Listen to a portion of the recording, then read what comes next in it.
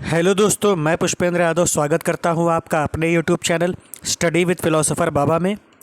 दोस्तों, जैसा कि मैंने आपसे कहा था कि हम लोग करंट अफेयर्स, हिंदी और जीएस ये वीडियो हम लोग कंटिन्यू करेंगे। तो आज मैं उस श्रेणी में, उस सीरीज़ में आपके लिए करंट अफेयर्स लेके आया हूं। जिस बुक को हम पढ़ने की शुरुआत करने जा रहे हैं उस बुक का नाम है घटनासार, समसामयिक घटनासार, जो कि पब्लिश की जाती है एसएस पब्लिकेशन के थ्रू। ये आपका करंट अफेयर्स का 2024 का कंपाइलेशन है, जो कि कहाँ से कहाँ तक है। ये है आपका जनवरी से जून तक का कंपाइलेशन।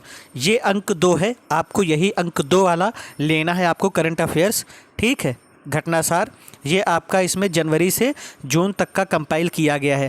ये करंट अफेयर्स की जो मैगज़ीन आती है, ये उत्तराखंड पीसीएस के लिए, UP PCS RO ARO, SSC bank, जितने भी वनडे एग्ज़ाम्स हैं उन सभी के लिए कारगर है। एक सटीक बुक है। इस बुक के जो संपादक हैं वो संजय सिंह है, सह संपादक डॉक्टर सीमा सिंह जी हैं, ठीक है। तो आप लोग इस बुक को लीजिएगा। तो आज हम लोग करंट अफेयर्स की शुरुआत करने से पहले हम लोग जानने की कोशिश करते हैं कि इस बुक में दिया गया कंटेंट क्या है, इसकी विषय सूची क्या है। तो पहला है अद्यतन सार संग्रह, फिर है राष्ट्रीय घटनाओं की अर्धवार्षिकी, अंतर्राष्ट्रीय घटनाओं की अर्धवार्षिकी, फिर है आर्थिक घटनाओं की यानी इकोनॉमी से रिलेटेड सारी चीज़ें, फिर यूपी स्पेशल से संबंधित, फिर समसामयिक अर्धवार्षिकी। इसमें आपके आ जाएंगे चर्चित व्यक्ति, चर्चित स्थल, निधन, ऑपरेशन, अभियान, सम्मेलन, मेला, महोत्सव, बैठकें, समिति या आयोग, विज्ञान, प्रौद्योगिकी, अंतरिक्ष प्रौद्योगिकी, रक्षा प्रतिरक्षा और नवीनतम पुस्तकें। फिर इसमें आ जाएगा पुरस्कार, खेल जगत से संबंधित चीज़ें और कुछ इम्पॉर्टेंट दिवस। तो ये आपका इस तरीके से इसमें दिया जाता है कंटेंट आपका। और ये आपका इसका जो प्राइस है 125 रुपये है। तो ये मैंने बुक के बारे में आपको बता दिया। जो भी लोग बुक परचेज़ करना चाहते हैं वो ख़रीद ले। और अब आप लोगों के पास, अधिकतर लोगों के पास तो ये बुक होगी, क्योंकि जो भी candidate UP PCS RO ARO और यूपी पीसीएस की प्री को टारगेट कर रहा है उसने इस बुक को ज़रूर से ज़रूर खरीद लिया होगा। देखिए, ये जो आपका पहला सेक्शन है जनवरी से जून 2024 तक का, इसमें जो है वन लाइनर दिया गया है। ये वन लाइनर आप लोग अभी आसानी से नहीं याद कर पाओगे। इसको याद करने के लिए आप लोगों को सबसे पहले इसके कंटेंट को जानना पड़ेगा, लेकिन मैं इसको भी आपको कवर करवाऊंगा। तो सबसे पहले हम लोग बात करेंगे इसके नेशनल इवेंट के बारे में, यानी राष्ट्रीय घटनाओं की अर्धवार्षिकी के बारे में हम लोग पढ़ेंगे। तो चलिए बिना किसी देरी के करते हैं आज के अपने इस वीडियो की शुरुआत। तो सबसे पहला जो हमारा करंट है उसमें बताया गया है 18वें लोकसभा चुनावों के बाद नरेंद्र मोदी लगातार तीसरी बार देश के प्रधानमंत्री बने। अच्छा, आप लोगों को पता है कि इससे पहले लगातार तीसरी बार कौन प्रधानमंत्री बना था? तो वो थे हमारे जो पहले प्राइम मिनिस्टर थे, जवाहरलाल नेहरू। ये इससे पहले लगातार 3 बार बन चुके हैं। तो हम आइए इसके बारे में जानने की कोशिश करते हैं। 18वीं लोकसभा के चुनाव में राष्ट्रीय जनतांत्रिक गठबंधन की जीत के बाद बीजेपी के वरिष्ठ नेता नरेंद्र दामोदर दास मोदी ने 9 जून 2024 को लगातार तीसरी बार भारत के प्रधानमंत्री पद के शपथ ग्रहण करी। तो ये आपको याद रखना है। इससे पहले पंडित जवाहरलाल नेहरू जो थे वो लगातार देश के तीसरे प्रधानमंत्री बने थे। पहली बार जो मोदी जी की बात करें तो इन्होंने पहली बार 26 मई 2014, दूसरी बार 30 मई 2019 में वे देश के प्रधानमंत्री बने थे। उसके बाद मोदी से पहले कौन बना था? पंडित जवाहरलाल नेहरू लगातार 3 कार्यकाल 1952, 1957, 1962 के लिए देश के प्रधानमंत्री निर्वाचित हुए थे। साल 2024 में 18वीं लोकसभा के लिए हुए चुनावों में भारतीय जनता पार्टी यानी बीजेपी पूर्ण बहुमत से वंचित रही, लेकिन उसके गठबंधन एनडीए ने 293 सीटें जीतकर बहुमत का आंकड़ा पार कर लिया।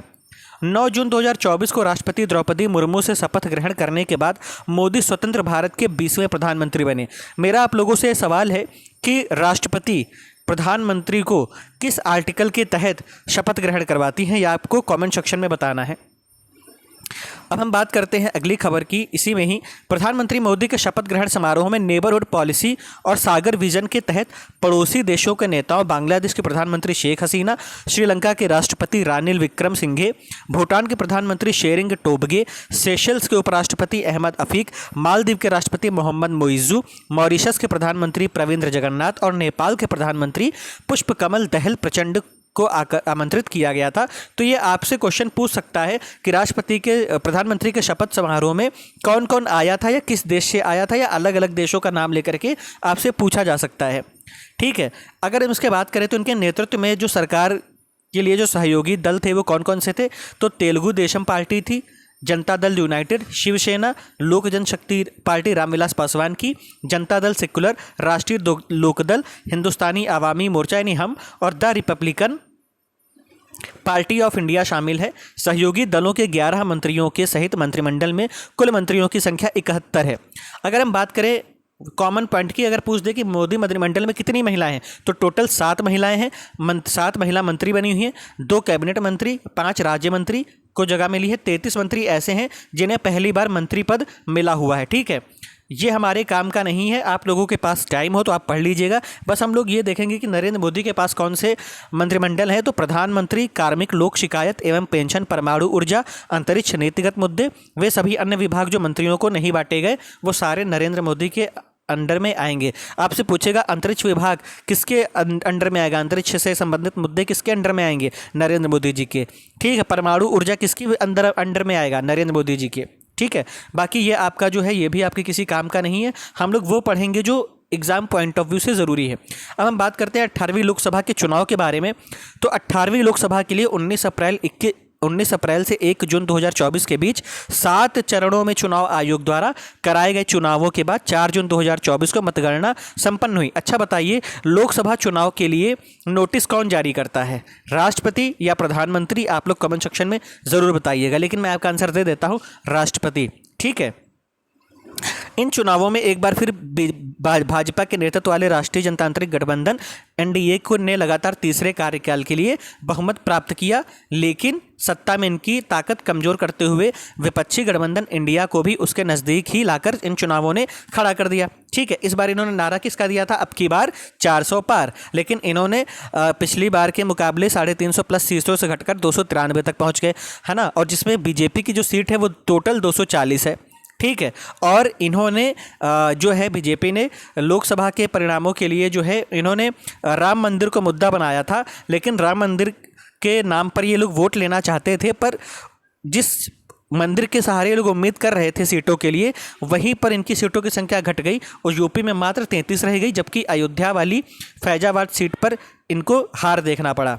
ठीक है, अब हम बात करते हैं एनडीए के लिए। तो बीजेपी 240 सीटें, तेलुगु देशम पार्टी 16, जनता दल 12। ठीक है, अगर हम बात करें इंडिया गठबंधन के बारे में तो इसका पूरा नाम है भारतीय राष्ट्रीय विकासशील समावेशी गठबंधन, यानी Indian national development inclusive alliance, ये इसका फुल फॉर्म है। आपसे फुल फॉर्म पूछे तो भी आप याद कर लीजिएगा, इंपॉर्टेंट है। भारतीय राष्ट्रीय कांग्रेस के पास 99 सीटें, सपा के पास 37, माकपा के पास 4, ऑल इंडिया तृणमूल कांग्रेस के पास 29। ठीक है, बाकी ये आपको याद नहीं करना है, बाकी चीज़ें हम लोग इंपॉर्टेंट देख रहे हैं।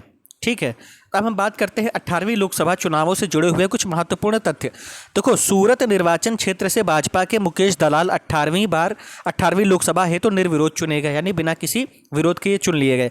यूपी में कौशाम्बी निर्वाचन क्षेत्र से निर्वाचित सपा के पुष्पेंद्र सरोज 18वीं लोकसभा में सबसे युवा सांसद हैं। इनकी जो उम्र है वो 25 साल 3 महीने है। बिहार के समस्तीपुर से लोजपा यानी रामविलास की पार्टी के टिकट पर निर्वाचित शांभवी दूसरी सबसे युवा सांसद हैं। इनकी जो उम्र है वो 25 साल 11 महीने है।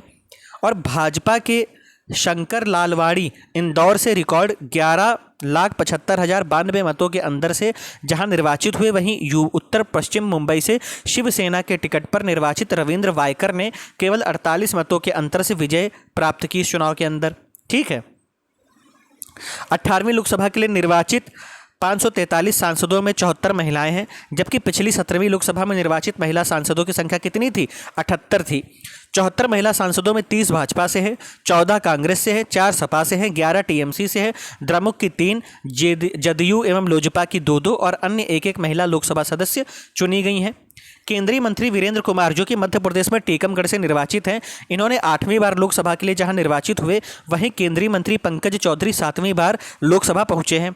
एमपी में नोटा के लिए 2,18,674 मत इंदौर निर्वाचन क्षेत्र में पड़े हैं, जो इस मामले में एक रिकॉर्ड है, यानी पहली बार इतिहास में हुआ कि नोटा को 2,18,674 वोट मिले हैं। ठीक है, और कांग्रेस के राहुल गांधी उत्तर प्रदेश की रायबरेली और केरल की वायनाड की सीटों से निर्वाचित हुए।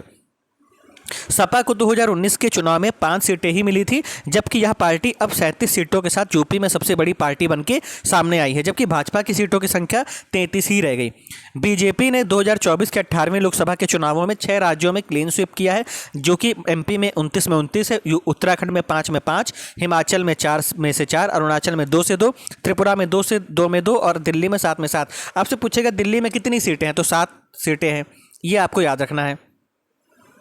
ओम बिरला जो हैं, अच्छा एक और करंट अफेयर्स का पार्ट छूट गया कि बीजेपी के उड़ीसा से सांसद भर्तृहरि महताब को 18वीं लोकसभा का प्रोटेम स्पीकर चुना गया था, ठीक है।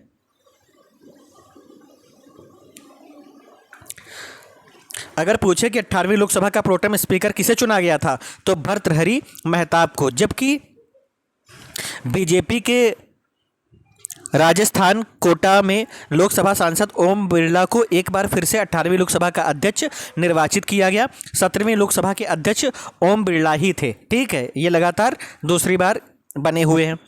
आंध्र प्रदेश, उड़ीसा और अरुणाचल प्रदेश, सिक्किम में विधानसभा चुनावों के बाद नई सरकार का गठन, ये हमारे लिए काम का नहीं है, क्योंकि लोकसभा चुनाव हुआ है, पहले विधानसभा हुआ होता तो हम इसकी बात करते, लेकिन फिर भी इसके इंपॉर्टेंट इवेंट को हम पढ़ लेंगे। 18वीं लोकसभा के चुनावों के साथ ही 4 राज्य आंध्र प्रदेश, उड़ीसा, सिक्किम और अरुणाचल प्रदेश विधानसभाओं के लिए भी चुनाव संपन्न हुए। इन राज्यों में अरुणाचल प्रदेश में भाजपा का जहां पहले से भी अधिक मजबूती से सत्ता पर कब्जा बना रहा, वहीं ओडिशा में बीजू जनता दल के 24 वर्ष के शासन का अंत हुआ और पहली बार ही भाजपा ने वहां पर अपनी पूर्ण बहुमत की सरकार बनाई। सिक्किम में 32 में से 31 सीटें जीतकर 5 सालों से सत्तारूढ़ सिक्किम क्रांतिकारी मोर्चा ने सभी दलों का सफाया किया, जबकि आंध्र प्रदेश में 5 सालों से सत्तारूढ़ वाईएसआर कांग्रेस पार्टी को बुरी तरह से हराकर टीडीपी ने एनडीए के नेतृत्व में सत्ता में वापसी की है। अरुणाचल प्रदेश, देखो अब अलग अलग स्टेट का दिया हुआ है, तो ये हमारे काम का नहीं है, हम इसे नहीं पढ़ेंगे। अब हम बात करते हैं बांग्लादेश के प्रधानमंत्री शेख हसीना की भारत यात्रा। ये हम देखेंगे क्योंकि ये हमारे लिए इंपॉर्टेंट है। और अभी देखिए बांग्लादेश में क्या हो रहा है, दंगे हो रहे हैं, तो ये आपका करंट अफेयर्स के लिए बहुत ज़रूरी पॉइंट हो गया है, तो आपको अब ये पढ़ना है, ठीक है। तो बांग्लादेश की प्रधानमंत्री शेख हसीना एक उच्च स्तरीय मंत्रिमंडल के साथ अपनी 2 दिवसीय यात्रा, यानी कब यात्रा की थी, 21 से 22 जून 2024 पर भारत आई। और अपनी इसी यात्रा से पहले 9 जून 2024 को प्रधानमंत्री मोदी जी के शपथ ग्रहण समारोह में वो शामिल हुई थी, अभी हमने शुरुआत में देखा। और 22 जून 2024 को पीएम मोदी और शेख हसीना में के बीच नई दिल्ली के हैदराबाद हाउस में द्विपक्षीय वार्ता संपन्न हुई। और इस वार्ता के बाद भारत और बांग्लादेश ने तीस्ता नदी जल के संरक्षण और प्रबंधन के लिए मेगा परियोजना सहित 10 समझौतों पर साइन किए। प्रधानमंत्री नरेंद्र मोदी और उनकी बांग्लादेशी समकक्ष शेख हसीना के बीच वार्ता के दौरान इन समझौतों को अंतिम रूप दिया गया। इन समझौतों में व्यापक आर्थिक साझेदारी पर वार्ता शुरू करने और रक्षा संबंधों को बढ़ावा देने का भी वादा किया गया। दोनों पक्षों ने डिजिटल क्षेत्र, समुद्री अर्थव्यवस्था यानी ब्लू इकोनॉमी, रेलवे, अंतरिक्ष, हरित प्रौद्योगिकी, स्वास्थ्य और चिकित्सा जैसे कई महत्वपूर्ण क्षेत्रों में संबंधों को मजबूत करने के लिए समझौतों पर क्या किए, साइन। भारत और बांग्लादेश ने राजशाही और कोलकाता के बीच नई ट्रेन सेवा और चटगांव तथा कोलकाता के बीच नई बस सेवा शुरू करने की घोषणा की। आप लोग मुझे कमेंट में बताएं कि चटगांव में कौन सा कांड हुआ था और किसने किया था।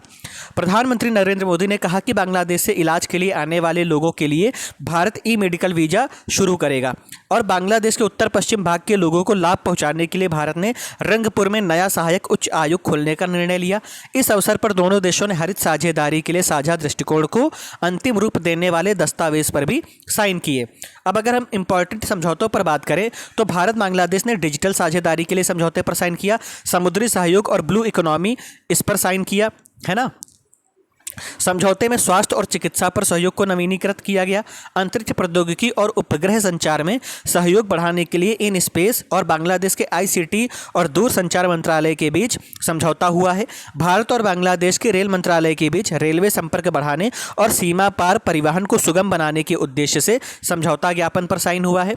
समुद्र विज्ञान में संयुक्त अनुसंधान और अन्वेषण को बढ़ावा देने के लिए समुद्र विज्ञान में सहयोग पर समझौता हुआ है। आपदा प्रबंधन रणनीतियों और तन्यता प्रयासों को मजबूती देने के लिए समझौते पर साइन हुआ है। मछली पालन में सहयोग देने के लिए दोनों पक्षों में समझौता हुआ और रक्षा सेवा स्टाफ कॉलेज वेलिंगटन और रक्षा सेवा कमान और स्टाफ कॉलेज मीरपुर जो रक्षा के क्षेत्र में सैन्य शिक्षा और रणनीतिक अध्ययन करते हैं उनके सहयोग को बढ़ावा देने का वादा किया गया है। कोझीकोड भारत का पहला यूनेस्को साहित्य शहर घोषित किया गया है। इसकी बात क्या है, अपनी समृद्ध सांस्कृतिक विरासत के लिए प्रसिद्ध उत्तरी केरल के कोझीकोड को 23 जून 2024 को आधिकारिक रूप से भारत का पहला यूनेस्को साहित्य शहर घोषित किया गया है। अक्टूबर 2023 में कोझीकोड को यूनेस्को क्रिएटिव सिटीज़ नेटवर्क यूसीसीएन की साहित्य श्रेणी में पहला इसमें स्थान मिला था। ऐतिहासिक रूप से कोझीकोड को कालीकट के रूप में जाना जाता है।